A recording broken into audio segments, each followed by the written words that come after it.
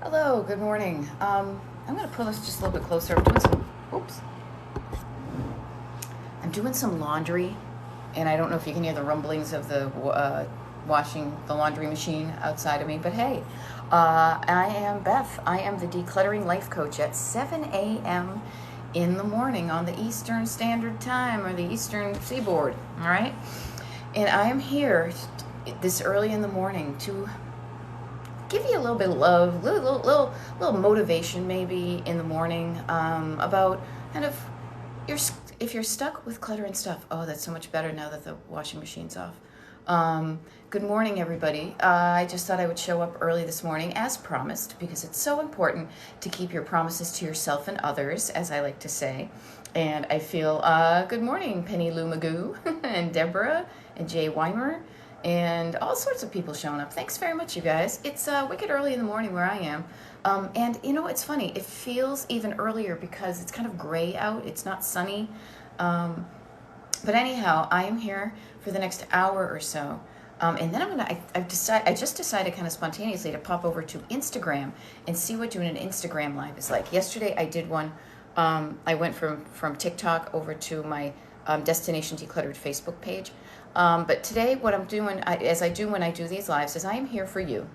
I am here to give you some encouragement. I am to help you if you're stuck with your stuff and clutter, if you feel overwhelmed, if you don't know where to start, if you have a particular question about stuff, put it in the comments, okay?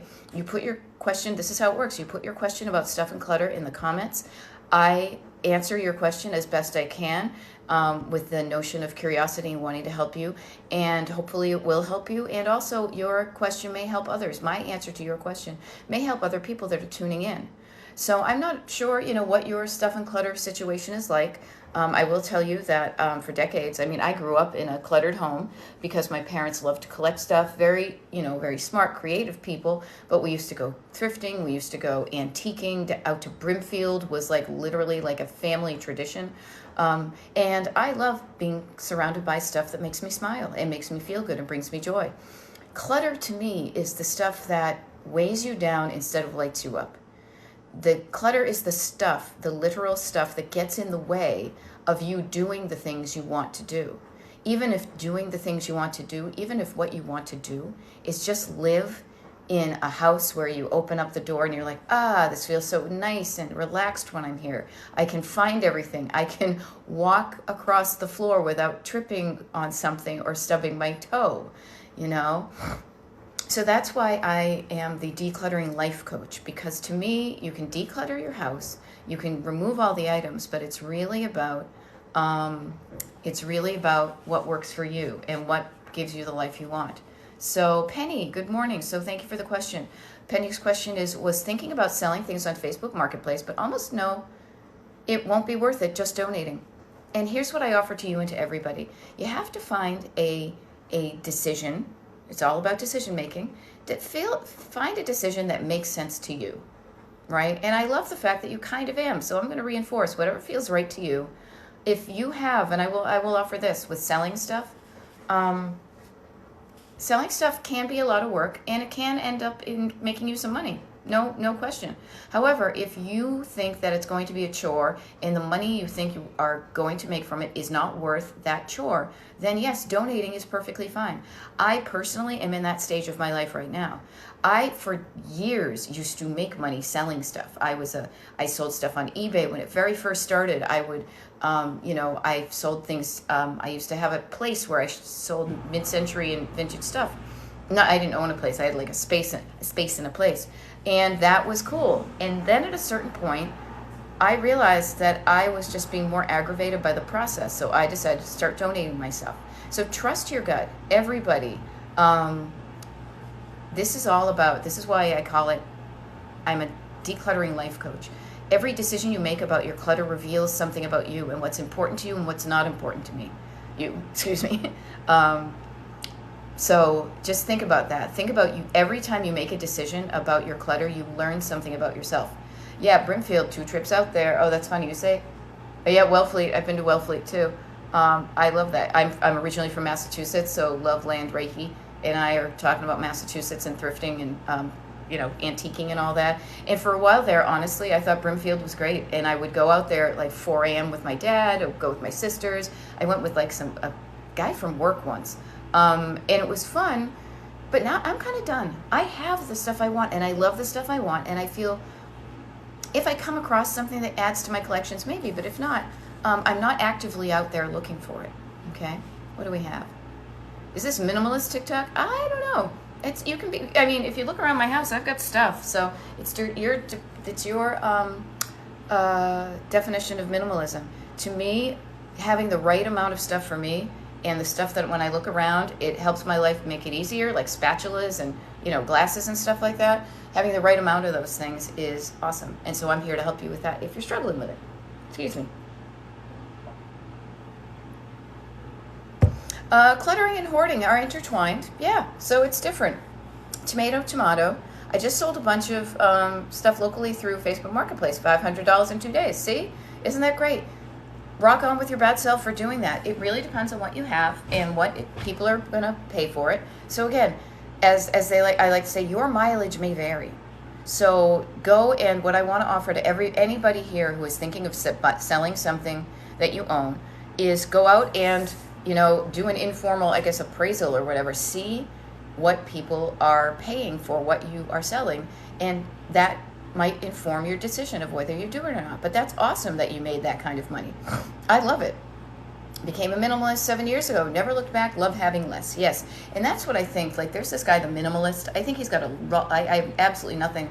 I have nothing bad to say about him. I think he's great, and I love what he does. And to me, it's all about aligning the amount of stuff you have in your house with what works for you and makes it really easy to clean, makes it so you're not stuck in your house doing all sorts of fussy things and you're out living, Why do I compulsively pick up items that other people would throw in the trash?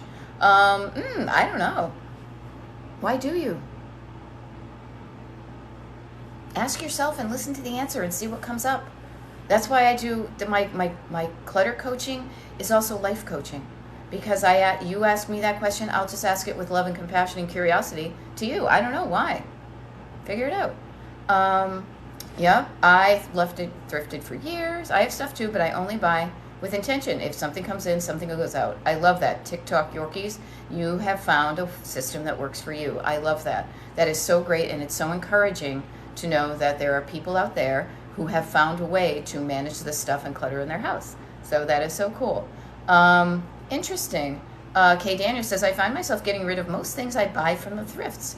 Now that's interesting, because to me, I don't necessarily pay attention to if it's something I bought thrifting or something I bought new. What I decide if something works for me is, does it work for me? Does it make my life easier? Does it make my life better? Does it make me feel good? And I'll keep it, I feel that it's a waste to throw away things that have value. Yeah, maybe don't throw them away. And, if you can use them, that's great. If not, you can pick up things and you can pass them along to people who do. I am always about donating and sharing and passing along things to people, sharing that type of stuff. Yeah, I will agree. Karma is a bitch. I don't hate cleaning. I don't hate much thing. Cleaning is not worth the energy that hate brings in my life. But what I would say is, I don't particularly care for it, but I don't even give it the satisfaction of being hateful. I don't like it, but I do it occasionally, and I don't do it as much as some other people do. Like, my husband and I had some people over last night, and so it gave us both an opportunity to, I dusted, he vacuumed, and it wasn't too bad. But so, yeah. Although, what else do we have? Yep, you're right. So many people measure success with having a lot of stuff. And that is totally true, because that is a society, that is what we've grown up with. And it's really fascinating that way. And what I want to offer is, we're also told by commercials and things that that's what you should do. You should buy things to make you happy.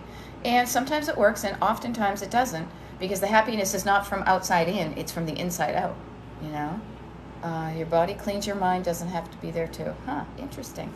So yeah, if you have a question that you're stuck with, if you're looking to declutter and you don't know where to start, if you're overwhelmed, I can help you. The other thing I can offer to you is I have plenty of videos on my TikTok page. I'm making them every day, and so if there's a question you have and you don't feel like asking it here, you can send me a message through TikTok, and if I can direct you to a video I've made, or I can make a video in response to it. I also have an email mailing list that if you would like to be notified about a once-a-month Zoom I do, just with people on my email mailing list, you can go to my website. My website is destinationdecluttered.com/join. And not only do you get an invite to this members-only Zoom, I have a habit tracker that I created that I use monthly that helps me stay hydrated, get some steps in, eat some vegetables. You get that for free as soon as you sign up for my mailing list. I also offer one-on-one coaching. I coach people via Zoom, so you can be anywhere on the planet. It's kind of fun. I'm looking up at a map of the U.S. right now and thinking of all the clients that I have are in different states that I live in. So if you want to follow me, I'm also on TikTok, Instagram. The other thing too I want to offer is when I do these TikTok lives, what I show you on the screen does not change. It's me, it's my face, whatever, it's my hands. What I think is so fun is when I have encouraged people, because this works, is to put down the phone or put it in a place where you can listen to it, but you don't have to hold it. And then while I am talking about decluttering, if you are cluttered, why not spend the time that you're listening to me using your hands to declutter? So in decluttering, I think I talk about the 3 levels of clutter. You've got surface clutter, you've got stored clutter, and you've got sentimental clutter. So surface clutter is the easiest to deal with because it has the least emotion involved in it, and it's basically,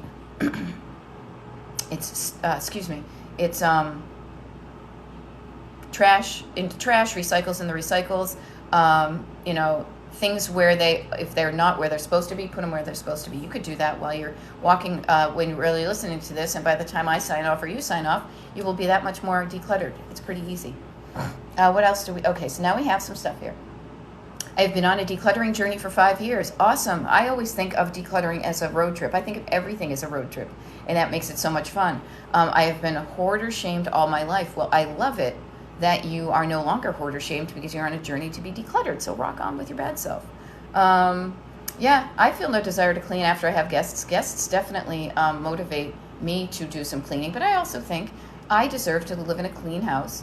And so if I see something that's dusty and it's not too bad, I will dust it. I definitely, let things, they're more relaxed when it's just my husband and me in the house. But I also know that I feel better when I look around and my house is neat. I definitely am not like a clean freak.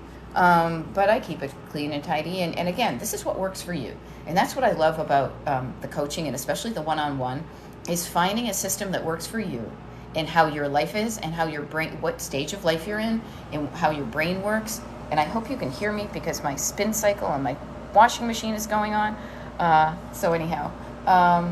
Now it's such a mess, I feel overwhelmed. How do you stay motivated while alone? This is a really good answer. I was thinking, or a question, so thank you for asking that.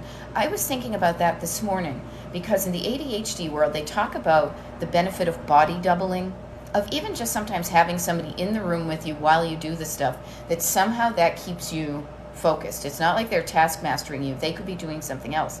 So what I would recommend is any kind of motivation. This was a game changer for me, and this is why I call my coaching Destination Decluttered. Because when I think of it as a road trip, I get really clear and excited on, here I am right now on a map, and here is where I want to be. And instead of thinking of it as a place that I should go or I have to or whatever, I get excited about what my place is going to look and feel like for me when I'm done with the process, right? So one of the things you could do to be motivated and not feel overwhelmed, and I'll talk about overwhelm in a minute because this will help you too, is to sit there and envision how awesome it's going to look and how awesome it's going to feel for you. Not anybody else, but for you. And you deserve to live in a place that looks and feels awesome to you, okay? The motivation. So you could call up a friend and do something as easy as, hey, I'm going to declutter for the next hour. Send me some good vibes, and I'm going to call you when I'm done. Some kind of external accountability might work. You're alone where you are, but you can ask somebody else. You can also do something like chunk it down. So when you mentioned overwhelm, Karmasovich, that overwhelm. I always think of overwhelm as over you, right? I love the words we use because it's so informative. I shouldn't have done laundry while I'm doing a live. I will notice this. But I thought, you know what? And the stuff in my, there's stuff on my desk, so here, hold on. Okay. So anyhow, overwhelm is up here. Overwhelm is above you. You're overwhelmed. It's over, right? And then you want to, oh my God, this is real life, people. It wasn't a really good idea for me to put on the thing here. You know what? I'm going to just pause this for a sec. This is silly.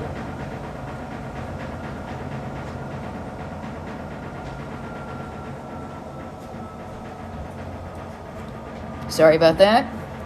Call that technical difficulties. Okay. So if you're overwhelmed, your overwhelm is over you, right? Think about this. You can take your overwhelm and you can physically do your hands and you can bring it below your heart and you can set it down and you say, oh, it's just this stuff. And then what you do is you chunk it down. So it goes from over to down. So you can divide up your overwhelm into smaller parts. One of the easy ways to do that is to set a timer. Set the timer on your phone for 20 minutes and declutter for 20 minutes. And when you're done, that 20 minutes will motivate you to say, I wonder how much I can get done in 20 minutes. And you stay focused for that 20 minutes. And when your timer goes off, you're like, check me out. I did 20 minutes. You give yourself a high five, Liz Lemon style, and you, or Liz Lennon style, and then you reward yourself for that. And you say to yourself, after that 20 minutes, it's like a road trip. Picture a little car right here, and here's your destination, a little pin on the map. You've now driven away from where you started 20 minutes. So now you are further away from where you were, and you're closer to where you want to be. And you just keep on showing up and showing up and showing up and showing up and showing up, and you will get there. But really, everybody, think about this. Why are you decluttering? Is it because you feel shame? No. Get excited about how awesome your place is going to look when you're done, how it's going to feel when you're in there, how it's going to smell so clean and be so spacious and really reflect who you are. And getting, literally, the body gets rid of crap it doesn't need, literal crap. Metaphorically, you're getting rid of the crap that you don't need so you can function as the adult, the awesome human you are. Okay? Hope that helps. How can I help a family member whose life is so cluttered? You can help them by offering to help with love and compassion and curiosity in your heart, and not judgment. Not judgment. I've done this before. My mother is cluttered, and she will complain about it. She had complained about it. So every time I'm like, this is what I do. I'm good at it. I love it. I'm your daughter. I would love to help you. Would you like any help? And for a while, she's like, no, I got it. We live in different states, so it's slightly different. But at one point, was it 2 summers ago? Geez, time flies. She was like, I could use some help. Oh my gosh, I was there in a hot minute helping her out. And while it was, it really helped her. But ask them if they want help. Come at it, not judgy, but with compassion and love. And if they say no, don't give up on them. Just say to them, hey, you know what? I want to plant a seed. Anytime you are feeling like you could use some help with this, I can help you with it. Also, if they do say yes, ask them what they want to start with. Don't go on it at I think you should do this, and I think, unless they ask for, I don't know where to start, you can make some recommendations, but listen to them and support them where they need it. And that's how you're going to make progress with friends, with family, with neighbors, anybody who's cluttered and you think that is making their life upset. Okay? I hope that helps. What else do we have here? Oop. Oh, this is what TikTok does. It gives me no questions, and then they all flurry in. And I just saw somebody mention, Calm Carolyn. Nice to see you again. Okay, I'm glad you said the thing about the laundry. Yeah, you can do a video call with your friends about chat. Yeah, definitely. Definitely that notion of body doubling. I think, honestly, I was thinking about it today, again, on my morning walk, thinking, I wonder if that body doubling vibe works when I offer to have people listen to the decluttering stuff that I'm doing on these lives, if they just put the phone down. If that is some sort of connection to be like, it keeps me focused. While she's talking, I will just do the decluttering. It could be. All right? I appreciated you guys saying the laundry wasn't bad. It was kind of annoying me, so I shut it off, but I appreciate it. I just saw that flurry of laundry things. Where do we go? Oh, I love it. 6 a.m. in Texas, and I'm in my garage decluttering. It's a miracle. Your encouragement has lit a fire. I love to hear that. Calm Carolyn, your place is going to look stellar by the, you and I show up every morning, and this is what coaching's like. It's like you show up, I show up, you do the things, you make progress, I cheer you on. existed. It's my closet. If I can't see it, it doesn't exist. My closet and I battle. Oh, that's a bummer. I would offer this. And I'm always curious because, especially and Kathy in Charleston, I'm not saying you have ADHD, but a lot of my ADHD clients, one of the things I hear is out of sight, out of mind. And not that I don't believe that, but what I also will say is there are some things that you put away. I believe, I'm curious, I think there may be some things in your life that you put away that when you see it, like when you don't see it, you still know it's there. I'd be curious about that. With closets, I'm thinking it's a clothing closet, so I would offer this. Closets are organic in the fact that you typically open it up and you can see everything. What may be happening in there is you may be, the clothing you want to wear and the clothing you do wear might be getting mixed up with the clothing that you don't want to wear. So sorting it. So I talked about the 3 levels of clutter. You've got surface clutter, you've got stored clutter, and you've got sentimental clutter. Doors and drawers is what I call it when we get to stored clutter, right? I feel like I'm writing a book. This is a chapter. But anything behind a door, and what you need to do often if you want to declutter something that has been stored or compacted into a space, in a drawer, behind a door, is to, you got to sort it before you store it again. So you have to usually bring it all out and make a decision about, do I want to keep all this stuff, yes or no? The stuff you don't want to keep, you donate, you pass along. And the stuff you do keep, it makes it much easier to fit it back into the storage. So there's that. I love it. You're going to rock on with that garage, lady. I hope you're taking before pictures, too, before and after pictures. I recommend that to all my clients. Anytime you're starting, pretend you're on HGTV. Look at how lousy it looks, and now look what I did, and look at how much it looks better, What is the best way to help my mom declutter? She has asked me. What piles should I make? Okay, so Cindy LaFlaca, that is lovely that you want to help your mom, and that is awesome that she's saying she wants some help. What I would recommend with is the easy stuff first, right? For both of you. The stuff that doesn't involve a lot of emotional attachment. So I would say that's what I call surface clutter. Anything that's on a horizontal surface, from the floor to the table, to the counters, to the bureaus, to shelves, that type of thing. And that would be trash in the trash, recycles in the recycles, items in a certain room that don't live in that certain room, you put them in the other room. If she's good with the surface clutter, then I would go on to stored clutter. What is in the drawers? First of all, ask her what is she struggling with? What clutter in her life would make the best? What would be what am I trying to say this? If she's struggling with something in particular, what's the thing that if you resolved it would make the most sense to her? And then start with that. Sentimental clutter is the last one that I deal with, and that's because I want you to build your muscle dealing with the other things and getting used to the fact that you're seeing some change instead of sitting there belaboring what should I do with my little stuffed kitty that I've had since I'm 2 years old. You do have to make those decisions, or you don't have to. You don't have to do anything you want. If you want to declutter, you will get to a point where you will come to the sentimental things, and if you don't like the amount of sentimental things that you have, you might want to consider making decisions that will pass along some of those things. But start with the easy stuff, have some fun with it, and don't try to do too much at a time. There will get a part where you're probably both cranky at each other, and just stop the car, get out, walk around. It's like a road trip. You're going to have fun, and then you're going to be at each other's throats for a little bit. All right. What do we else we have here? Just cleaned a huge closet yesterday and still feeling good about it. Well, all mixed clutter. Yeah, isn't that funny? I love that feeling, and clutter can be so mixed up. So true. My kitchen is too small, so nothing fits, and I don't know where to put everything since I moved in. Okay, yeah, that can work. That can be a struggle. What I want to offer, Ashley, is I bet some stuff fits in your kitchen. So I'm just looking at the words you're using. It is too, okay, so the kitchen is too small. The size of the kitchen does not fit the amount of kitchen items you have.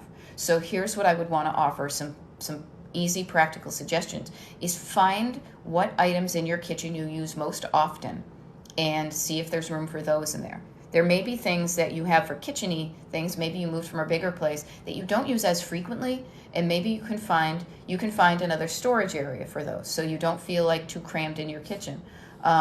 Also, if you have multiples of things, maybe this is an opportunity to pare down things that you have multiples of, that maybe you only need one spatula, or maybe you've got a plethora of other things, But it's kind of a math problem. And so really think about, what are the things I use in my kitchen every day? Like, for example, I grew up in a house where our toaster was on the counter just all the time. Nowadays, my husband and I, like when we moved in here, we have a lot of counter space, but I realized we rarely make toast. So I have my toaster on a little tray, and it's in a cupboard. So on the rare occasion that you make toast, it's there, we take it out, we plug it in, we make the toast, we put it away. So think about the stuff that you use most often versus the things infrequently, and then maybe find a good storage place for your kitchen stuff that you don't use as frequently, okay? Yep, what do we got? We got some people. Is hoarding based on trauma, somebody says. Now, this is a really good question because hoarding has different what do I want to say, flavors depending upon who you ask, but hoarding at its core is an official diagnosis in the DSM-5.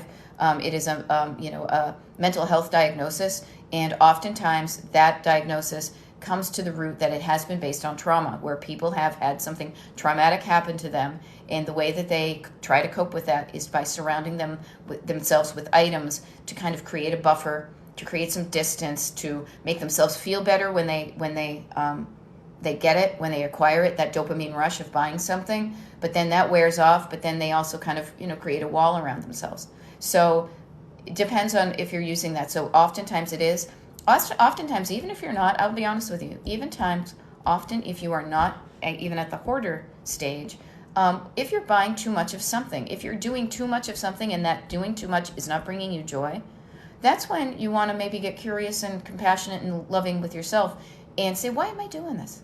Why am I buying all this stuff? It's not bringing me joy. It's costing me a lot of money. It's cluttering up my house. And instead of being judgy and mean, use what I call your co-pilot voice. Just be curious with compassion and love and say, why am I doing this? It's not getting me to where I want to go. It's making me feel like crap. And just get compassion about it. So you might have a little, I'm only going to use the words that I used on myself. Maybe you have a hole in your heart. Maybe you have a little hole in your heart that you're trying to fill with stuff, and it's not working, but you're trying.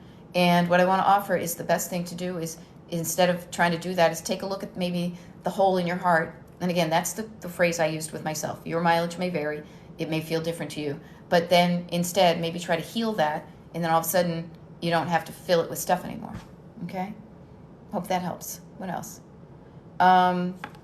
Okay, Cynthia Starr says she's been very sick and none of my family wants to help or even visit. You've been trying. I would offer this. You can get external help, okay? You can pay somebody. You can offer to see if there's somebody who, if you don't have the money, sometimes there are volunteers that can help people who are struggling. But ask for help. Ask for help. And the interesting thing, though, is I will offer to everybody is this is where it gets interesting, because the only help really you can kind of get would be one of two things: is getting somebody in your life, like me, who helps you get clear on the decisions that you are making and helps you make the decisions that feel right to you. Okay. The other help is the college hunks hauling junk type thing, where you pay somebody who can physically move the items. But if you think about it, and it's also like cleaning people. So cleaning people and, the people with the two hands, the college hunks with junk, I got to stop doing that, because I'm not even that sounds like a commercial for them, but you know what I mean? You can hire somebody to move things for you. How's that? But the decisions are all about you. So what I want to offer is you can make the decisions. You have to make the decisions, because those other people aren't going to know what you want them to do with the stuff. So you can make the decision making, there's that. Writing to recover. Please do a step-by-step guide. Hit me with what you're struggling with. And so much of it, I will offer this, is so much of what I offer is simple, easy, and repeatable. It's a system that you can use in any room. And here's the basic steps, everybody. Take notes if you like. It's free. I do one-on-one coaching, but I know I want to help as many people on the planet. So if I give you, I'm not going to gatekeep anything. You'll be the one who has to apply it to your own self, and this is where, coaching may help. But what I offer is this. You're here, but you want to be here, like a road trip, right? What you need to do, the first step would be to get excited about what does your there look and feel like. Get really clear on what your house looks like, how your life looks like, what it feels like, what you want it to feel like, where it's out of alignment. And what I want to offer as a cute little, fun little trick on that one is whatever you're feeling crappy right now, do what I say, go to opposite land. What's the opposite word to how you're feeling now. If you're feeling stressed, you want to feel calm. If you're feeling overwhelmed, you want to feel in control. If you're feeling heavy, you want to feel light. Think about that. And then those words will inform what you're driving to, right? And then just like a road trip, you chunk it down. You chunk it down. You don't drive from Philadelphia to Palm Springs in a day. It'll take you 40 hours. I know that because I checked it on the map. You say, what are the little things that I can do today that'll get me away from where I am now and closer to where I want to be? And what are the things I can do the next day, and the next day, and the next day, and the next day? Really what it is showing up every day and doing a little bit at a time. Now, when you go to show up and you say, I don't know how to chunk things down, well, you can do this. I'll offer this one. Like items together. Look in your house. Look in a pile of clutter. If you have a bunch of disorganized clutter, organize it. And what I mean by organizing is like items together. So, you have a pile of papers and it's all different stuff. And you say, these are bills that need to be paid. These are bills that have been paid. This is stuff that looked like I should save it, but I don't know what it is. This is mail I haven't opened. You sort it out, right? Like items together, and then you make a decision based on each pile. You say, do I need to keep this? And if the answer is no, you find a proper way to get it out of your life. And if you say yes, you say, okay, if I do think I need to keep this, where is the best home for me to put this in so that it stays there so I know where it is? And then the next time something like that comes in, instead of being confused about it and putting it somewhere to delay the decision, you know exactly where it goes. That's the exact thing, Do a 30-day clutter challenge. Here's the thing I want to offer to everybody. An easy way to do your own 30-day clutter challenge is get on my mailing list. Get on my destinationdeclutter.com/join mailing list. I say that because when you do that, you automatically get sent a printable habit tracker that I use myself daily, monthly. It's a monthly one. You can put the days of the month in it, wicked easy. And you actually get two of them. One of them is blank on one side, so you can put in anything you want. The other one is already pre-filled with 10 simple things to just look for to get in the habit. Habit tracker, get in the habit of, I always put my keys here. I always hang up my coat here. My shoes always go here. My mail always goes here. That type of thing to work it for you.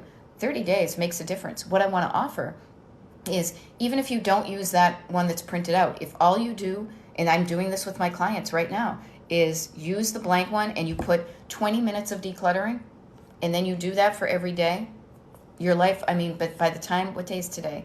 March something? By the end of March, your house is going to look hugely different, hugely better, okay? So do that. Hello, folks. What else do we have here? How many years back should we save bills and receipts and things like that? Okay, here's an interesting thing. So bills and receipts and paperwork. What was I going to say? You only need to save them, in my opinion, you only need to save them for two reasons. One is tax reasons. If you are saving receipts for taxes because you are claiming those purchases as a deduction, you want to save those for your taxes and then save them for 7 years in case you get audited. So if it is a receipt for something that is directly impacted on your taxes, save it, put it all in an envelope, put the date, put the year on it, and then in 7 years you can get that, get that stuff shredded. Okay. The other thing is items. I would say big ticket items like your appliances and stuff like that. I don't even know if we've done this, frankly, but like if you're thinking of moving your house, sometimes you can save the receipts, and this is where I would just have to Google this, and there's more info, but saving the receipts on big stuff that you bought, like improvements to the house, so you can do stuff with that. But I want to offer the other receipts of stuff. If you're using the stuff and you're not going to return it, just recycle the receipts. Anything that is related to taxes or important stuff, keep it. But everyday receipts, you can just put in the things. All right. Jen Lee says, overwhelmed with how many big things you need to get rid of. Big furniture. Awesome. You know what? Call somebody, get that stuff out of there. Think about how much room you're going to save, That'd be awesome. Small kitchen here. I let the toaster go and use the oven to toast instead. There you go. That's creative. I love it. Okay. Somebody did it. I feel like right now is a really good opportunity for me to mention. I love that there are so many questions right here. What happens when I see it on my end is that sometimes a whole flurry of questions will go by, and sometimes I will miss your question. I don't mean to take it personally. Do not take it personally. But if I don't answer your question, it's not because I glossed over it. It's because I probably didn't see it. If when we come to the end of this TikTok live in about a half hour or so, if I haven't answered your question, just pop me a message on my TikTok. You can send me a message and say this was my question and you didn't answer it, and then I can either direct you to a video that I've already made that can answer that, or I can make a new video for you. Okay. What do you do about a spare bedroom full of catch-all items that you don't have a place yet? I love it. I love that you have a spare bedroom that you can put that stuff in. Second chance grateful is you set your timer for 20 minutes and you go in, or you just say to yourself, okay, all this stuff doesn't have a place yet. Excuse me. What of this stuff that I want to keep? So make a decision. Do you want to keep it all? If not, what you do is it's kind of like a little, like chart. Do I want to keep this? Yes. Okay, then what's a good home? What's a home for that stuff that makes sense to you? And I say that because I deal with and I help a lot of ADHD clients, and they're trying to fit their way their brain works and their life works into like a framework that doesn't work. It's like they're trying to put a square peg in a round hole, or vice versa. So where does it make sense to you to put that thing that you know that if you went to look for it, you would know, oh yeah, that makes sense. I would put it here, and you put it there. Okay? And do a little bit at a time and just get curious about it and have some fun with it. Put on some music, set your timer for 20 minutes and give yourself a high five. Give yourself a dopamine hit. Celebrate your wins. Celebrate the stuff. Get excited about how good that spare bedroom is going to look and feel when you're done. And every time you show up and do that, get that energy behind you. Okay? So I hope that helps you. Okay, all right. Oh, somebody asked, thank you. Somebody asked what body doubling is. So body doubling is a concept in the ADHD world, which basically means kind of doing something with somebody, even just if they're, on a call or something. It helps your brain focus on stuff versus walking around and getting distracted. Okay? It's kind of like having a buddy. You know what I mean? It's like the buddy system. And basically, like the other person sometimes doesn't even need to be doing something, but just having that kind of presence of somebody else allows somebody with an ADHD brain to more easily concentrate on stuff. And I've done this. I've sat in the room with people that they are just doing their stuff, and me just being there helps them focus and get stuff done. So that's what that is. All right, what else do we have here? I love it. Heather Bona says, I've pared down the number of single-use items, sold them, and put that money towards multi-use items. Rock on. That's great. All right. I need someone to help with my classroom. Decisions are so hard. Oh, Mrs. K teaches HS. I want to offer this to you. I have a client who is a teacher, and I am really curious about this because one of the things I'm curious about is kind of, and maybe you are too, is what you need to keep and what you don't need to keep, and what the shelf life is for something. And just think about how often maybe you refer back to what those things are. The other thing I think is really cool, and I will offer this to you, is teachers. There are other teachers. You have kind of a cool community, I hope, of other teachers. So this is what I want to offer to everybody is I'm here to help you, but there's other help out there as well. If there's somebody in your area of expertise, ask what your other teacher friends do to stay decluttered. How do they make those decisions? And I'm curious about why those decisions are so hard. I say that with curiosity because I don't know why those decisions in a classroom would be hard. So, but think about it. Maybe they aren't as hard as you think they are. Maybe you're just unsure, but maybe a fellow teacher, knowing the specifics of what in your profession you need to keep in your classroom, what you could let go of, all that type of stuff. But I would just get curious about it. And this concept, I used to work in retail visual management for decades. And like items together, it's so simple. But so go through your stuff and say, okay, these are all the papers I need to grade. And this is me just making up stuff because I'm not a teacher. These are all the papers I need to grade. These are all the papers I have graded. These are all the the workbooks that I'm supposed to keep because I need to refer to them, but am I referring to them? Chunk things down, put things in, then you can more easily make a decision about an entire category of something, about do I need to keep this? If I need to keep this, where is a place that I can store it? Or do I need to keep this? No, I don't. What's a great way for me to get this out of my classroom or my life? And this is interesting. Meg for Lavender saying, your classroom was always so messy too. I'm really curious about this because I will ask my teacher client today if this is something about the classroom. And the thing I love, honestly, you guys, about what I'm doing is I know a lot. Do not get me wrong. I can help you in a heartbeat. But I love that I am always discovering. I love to discover stuff. I'm curious about the world. I love discovering things and then sharing them with people when I discovered them. That's why when I learned how to get myself decluttered and stay that way and how good it feels after living for decades like that, I was excited to discover something that worked for me, and I come to share it with you. And then when I share it with you, it's like the Fabergé organic shampoo commercial. Then you do it and you're better. And then you're like, oh my God, I saw this woman on TikTok. And then your friends and the friends. And it just makes everybody better. But when I find out more about classroom stuff, if I can do that in following things, I can help with that. But I'm just really curious because to me, I think of classrooms as certain places where functionality is paramount. And that also you've got everybody very in a similar situation with the similar paperwork, so that maybe there's some good habits you can find. But I hope that helps. And I will find out more. Oh, there you go. I love it. Grocery Store Glam. Good morning. Too early for me to start decluttering, but I'll watch your YouTube later and do it. I love that. So everybody here, I know this is early. This is early for me too, I have to say. But I'm on the East Coast and it's 7:40 in the morning. I'll be on for another 20 minutes. And what I do, and I need to catch up with this, but there's plenty of them there if you want to get started, is somebody on a very early TikTok live, a commenter said, do you upload these to YouTube? Honestly, that had never occurred to me, but if you want it, I'll do it. So what I do is I upload these TikTok lives to YouTube so that you can put them on and you can listen to them when you're decluttering. You can hear the questions that other people asked and how I answered them and how it helped them, just as like a little background encouragement, maybe like a podcast, something like that. And I love that idea of you right now putting the phone down, and for the next 19 or 20 minutes you can just go around and you can start to declutter. The main crux of it all is going from a place of inaction to action, to actually just standing up or whatever, or even just putting your hands out.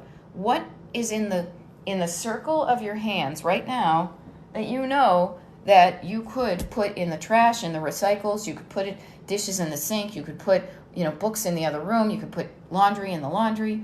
You can do stuff right now. It's a matter of literally action, verbs, doing something. And no matter what you do, no matter how small, every little bit helps. It's like being on a road trip, and let's say it's 1,000 miles from where I am to where I want to be.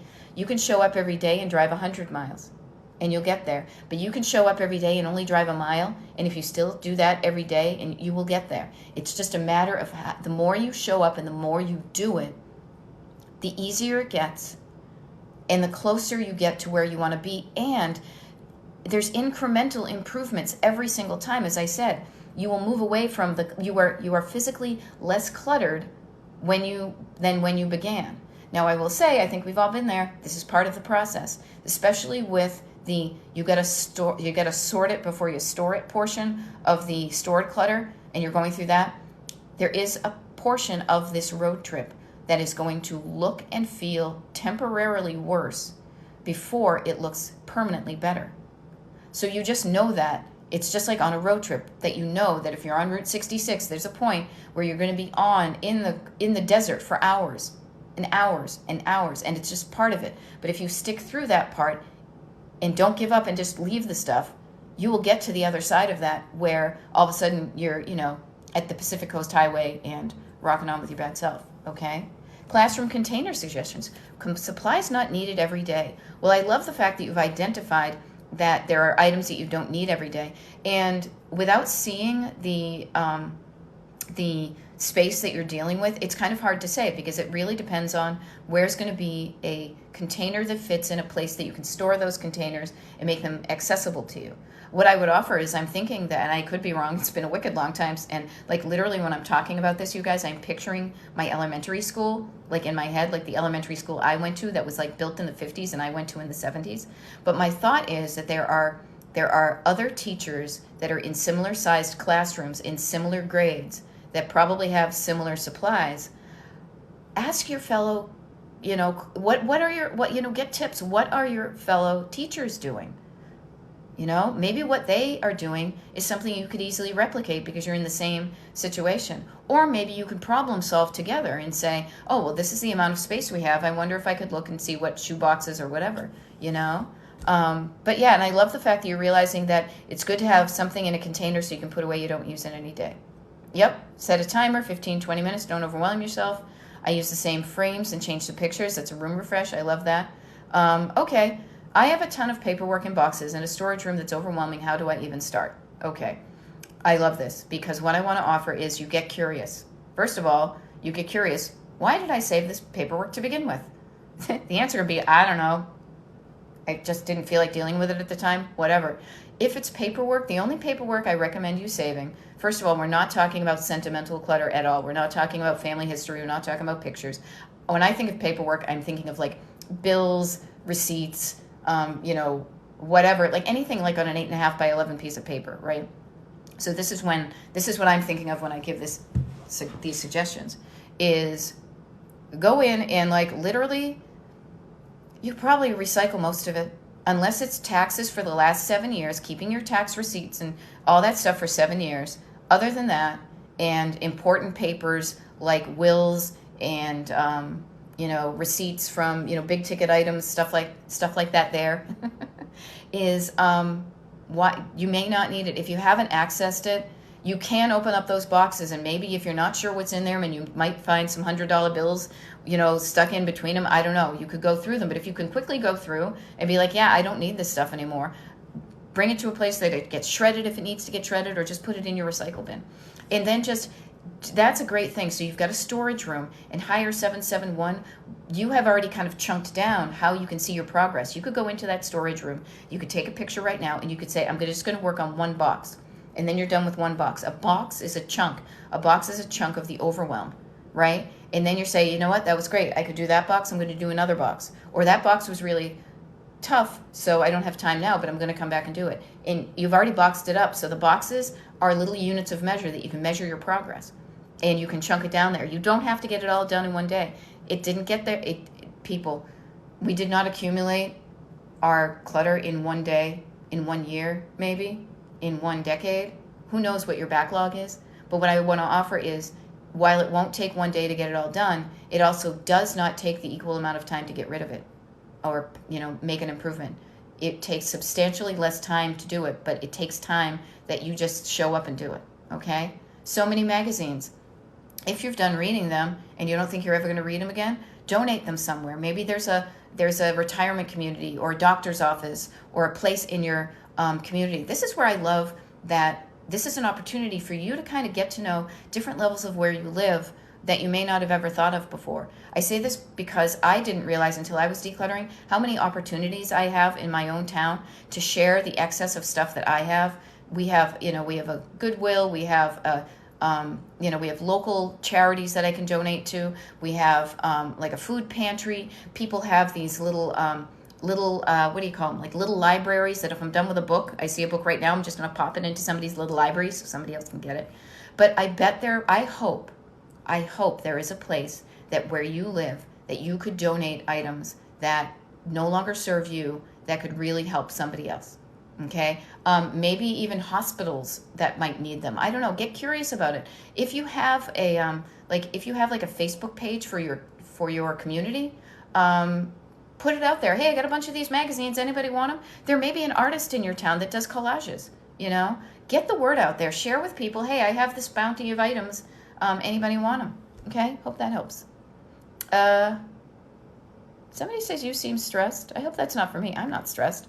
I'm from the East Coast. I just talk wicked fast. Oh my God, I am not stressed at all. I love my life. And I love to help. You know what? You may be, and if that was directed to me, I just want to say, you may be mistaking my enthusiasm for stress. And I talk fast because this is how I grew up. Everything, yeah, some of it's from someone else who doesn't want it, but some was with my stuff, so I need it. Okay, I love it. So this is great. I love being able to, like items together. Hire 771. You get to go in there and all you get to say is, that's their stuff, this is my stuff. That's their stuff, this is my stuff. That's their stuff, this is my stuff. That's their stuff, this is my stuff. You could put on some music. You'd be like, that's theirs, that's theirs, that's theirs. Then you just deal with your stuff. Yeah.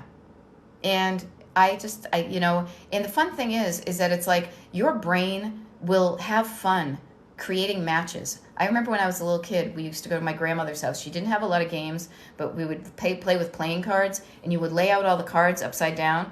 We would play concentration, where you would oh, Jack of Hearts. Oh, that's an ace. No. Oh, look, I found a Jack of Hearts, and you would be like, ooh, I found a match. This is the pattern recognition part of your brain that gets to have a little bit of excitement and energy. So you can be like, "Ooh, is this mine or theirs? Mine or theirs?" That's your like items together. Is theirs and mine. And then when you have your mine, then you can go through your stuff, and then they can deal with their own stuff. Now, getting somebody else involved in the decluttering is something I really I really think is important on many levels. But for right now, for everybody, start with your own stuff. You may even be leading by example by showing somebody this is what you can do to get decluttered. You don't do it in a judgy way. You do it for you, about how good it's going to feel for you. But some people, some kids, hopefully some siblings, whoever's around you that might not be decluttering might get inspired by you. Okay. I need to clean my house before company quickly. What's the best way to move clutter fast? Well, honestly, when I do my videos from my office room, that used to be what we called the pitch and ditch room. That I don't recommend it at all. What I would say is to get in the habit. I know this is find a thing, pitch the stuff in another room, clean up, but then don't do that all the time. After the company's gone, go through that stuff, sort it out, find a home for it, see what you need to keep, whatever. Get in the habit of not getting wicked cluttered. We had people over last night, and it maybe took a half an hour for us to, and it was like dusting and vacuuming, which we just rarely do because I don't like it, so I don't do it a lot. But not to do that stricken, that feeling of, oh my God, people are coming over. Oh geez, why not just, you can have it so that you keep your house at a certain level of decluttering so that it's delightful for you all the time, not just looking good for when people come over, Yeah. Yeah, see, here's the thing, though. You guys, I'm going to push back on this. Out of sight, out of mind. It may be temporarily out of sight, out of mind, but you can put yourself a note that says, don't forget to go through the other stuff. There's a way you can put it in your mind and deal with it, And I say that because it's happened to me, too. Sometimes we forget. Other times, we don't forget. We pretend we forget, but we with this low-level hum of, I know that room is full of stuff. I don't know. I don't want to deal with it. I don't even know what's in there, but I'm not going to do it. Right? I will say this. I love the fact that it looks like I don't mean to be missing some questions, but this is so great that there are so many questions going on. But thank you, everybody who's also trying to help people in the comments, because the way that TikTok flips them up to me, I'm missing some of them. So thank you for helping your fellow cluttered people. See, this is a cool thing, you guys. Everybody, we're not alone in this. We're not. See, there's hundreds of people on here right now. Everybody's in their own little boat with clutter. And the cool thing is you're helping, I'm helping. There's help out there, and you can do it. I do this to kind of fill your tank with energy and give you, a little boost and say you can do it. You deserve to live in a house that you just love, and it smells good and it feels good. Nothing wrong with that. 3 older teens, lots of clutter in the basement, sentimental to me, and I avoid it. It's getting out of hand. Okay, just sunshine out. This is okay. I started to talk about this a little bit previously. What I want to offer is I really think it is important for everybody who lives in a house, in a home, communal, whoever lives in a home needs to be a participant in the decluttering process. And the reason I say it is this. Even little kids, and even spouses who don't want to. Decluttering is a life skill. Decluttering at the real core is decision making. It is looking at something and making a decision about it, then acting on that decision. That is a life skill. And it's really important, and especially decluttering at the core is a decision about does this thing add value to my life or does it not? And only you can answer that. And it's a really good life skill to learn. So with you should, here's what I will recommend. They may come kicking and screaming, but getting your 3 older teens involved in the decluttering part and participation of just their stuff so that they can practice. This is how you learn a skill, is you practice and you practice and you practice till it's just something you're done. And you are giving them the opportunity to practice honing a skill that when they go out into the real world, they can say, does this whatever, does this item, does this job, does this person, does this situation, does this align with who I am and what I want to be, or does it not? That is a really good habit and life skill to have, okay? So I really feel like even little kids, help them when you're saying what toys should I, get rid of and whatever. Get the kids involved to make them realize it's not such a huge deal. It's just something you do in life. Now we all kind of struggle with it. That's why we're on this TikTok right now.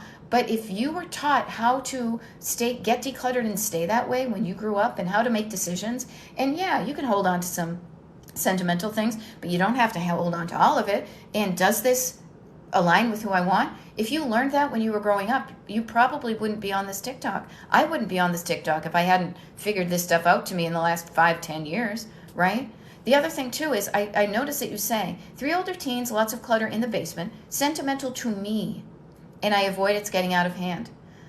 Here's the interesting thing. Sentimental items, yeah, they're the closest ones to our heart.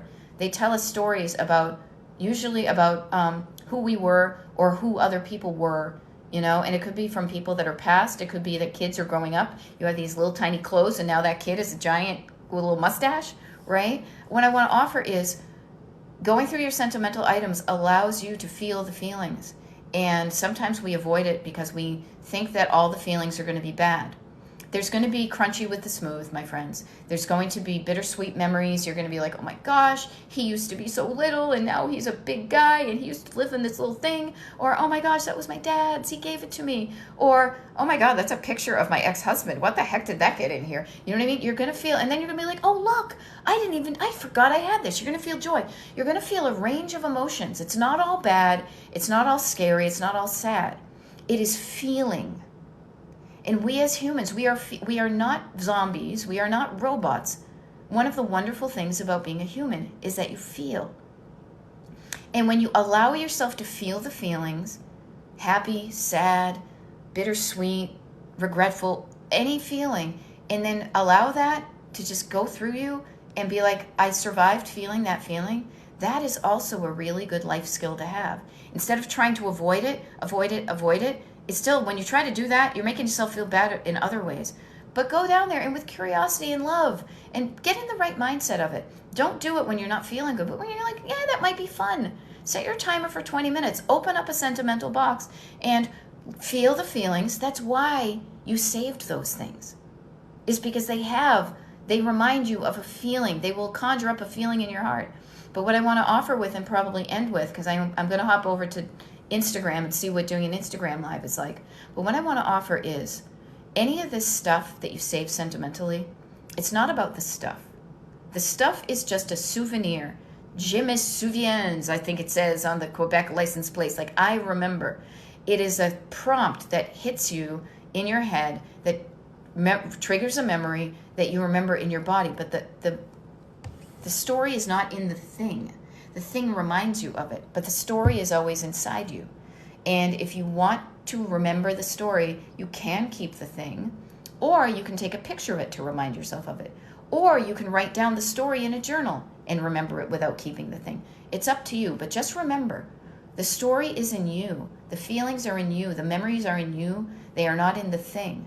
So you could get rid of every single stitch of every single items that a person you know ever touched, ever owned, but you would never forget the person because they live on in your heart, okay? And that person could be a kid of every single age. Every single age that kid lives in your heart. So I just want to offer that to you. And that's a really cool feeling. And you're human, and it's cool to feel. And sometimes we're afraid of feeling, and it may make you cry, and that's okay. You know what feels better? Is letting yourself cry and then feeling so much better after you did it. You know, it's true. We are feeling people, okay? And this is how I coach. I coach from my heart. So that's what I say. All right. So I love this. Everybody's helping everybody. And yeah, make it pleasant. Have fun. Life is fun. Okay. Oh, hun. Well, you see, what I want to offer you, J Sunshine 4 Mexico, is you're crying, but you're going to feel so much better after you cried. It's like throwing up. You know, when you get on the other side of the cry, you've loosened up some stuff. I feel like I'm getting a little bit cryy too. But what I want to say is it feels so much better instead of holding it in, to just let it out and be on the other side of the tears. Then you wipe them away and you're like, all right, yeah, I can do this. Okay. Everybody, you got this. I will be doing another TikTok live tomorrow morning. When did I say I would do it? 8 o'clock. So, so like this time tomorrow morning, if you're on the East Coast, I don't know, sleep in a little bit. I'm doing it. I have a flexible schedule. I love having a flexible life. So I show up at these things at different times. I'm also going to show up much later sometimes. I realize I'm not helping people on the West Coast. But if you found this helpful, my name is Beth.